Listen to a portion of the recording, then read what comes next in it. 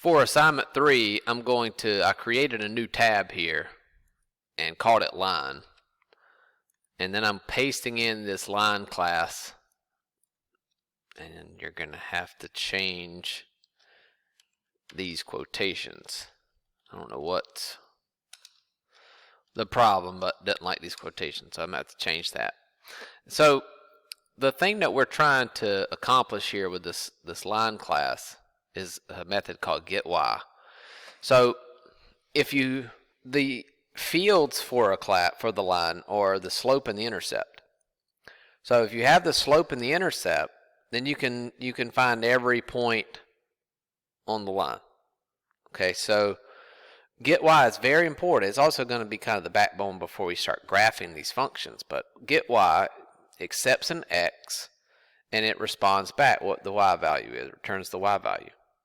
So if we were to put in 0 into this function, we should get -2. Right? If we put in 2, we should get 4. Okay, and so that's what that getY method is doing. And here's a couple of examples. There's the 2 I just mentioned there: 0, -2, 2, 4, and then here's just kind of like this.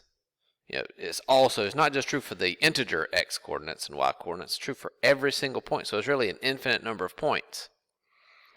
Okay, so what we're trying to do is this getY. So let me go there. Public float getY, and it needs to accept the x coordinate. So basically it's just substituting x into the formula y equals mx plus b. That would be the y coordinate. Put in an x, get out a y. So we'll return m times x plus b. That'll be the y coordinate. Okay, and we can test this with this setup right here.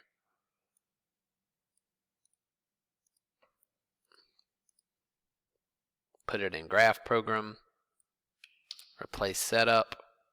So we have this line. This is actually the one I'm looking at in that picture, 3x minus 2. And y equals 3x minus 2. We're getting the y coordinate when x is 2. So if we were to substitute x to be 2, we should get 4. Okay, and if our method works, then we see 4 printed in the console down here. We didn't graph any points, so we shouldn't see anything there. Okay, but that shows us that the y coordinate is, or the getY is at least working on that. Let's just try something like 3.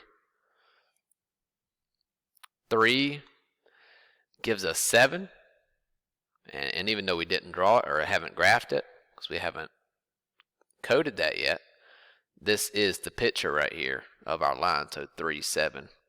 You can see 3, 7.